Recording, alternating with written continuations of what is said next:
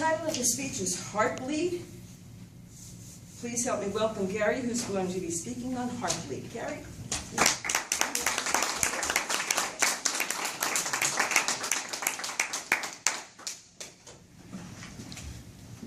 Like Brenda, I'm going to start tonight with just a quick poll. You don't have to write anything down. Just a show of hands would be fun.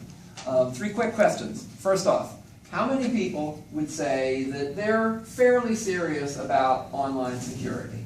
Trying to keep your passwords safe, your credit card numbers, stuff like that. It's an important thing, right? Okay, second question. How many people use one of the following sites and have a login there? Google, Google Mail, Yahoo, Yahoo Mail, Facebook, Instagram, Flickr, or Reddit? Pretty much everybody, right? Okay, third question. How many people have gone out to all those sites within the past 2 months and changed all your passwords? Except for Chip, then, and myself, I suppose. This speech, then, is especially for you. What happened 2 months ago? Well, April 1st, 2014, there was a press conference, and I wish I could say that it was an April Fool's Day joke, but unfortunately it was not. They announced a vulnerability across the internet, something that has been called maybe the worst vulnerability in terms of potential impact since commercial traffic began to flow on the internet. Pretty bad. However, this vulnerability has also been called maybe a blessing in disguise. A lot of you probably guessed by now that what I'm talking about is called Heartbleed, title of the speech. And I want to talk a little bit about Heartbleed tonight.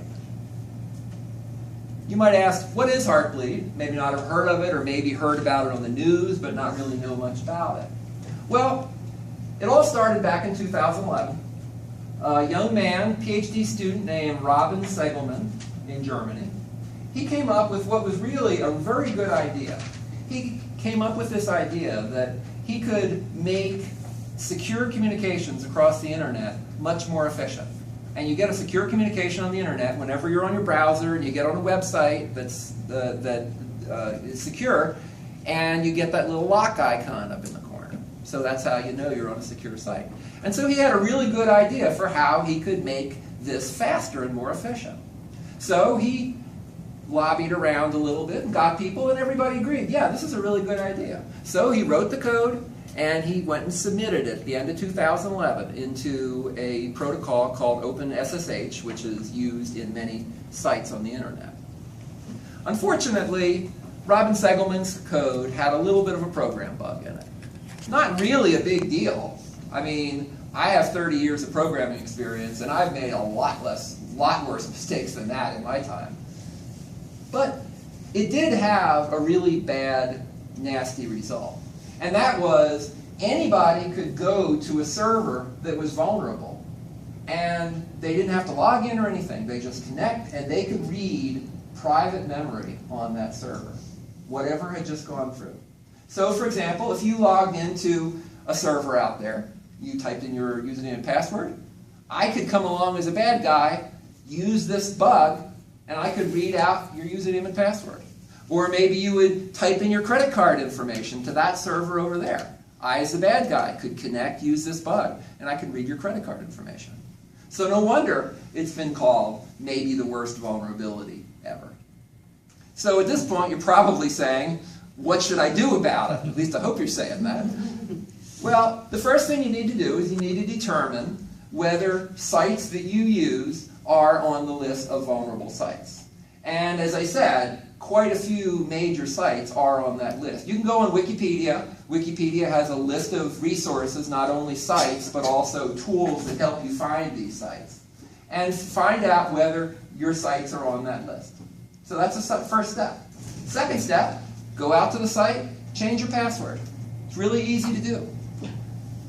Go out to all your sites, change them. You may be thinking, wow, that's a lot of passwords. Well, I got something for you in just a minute.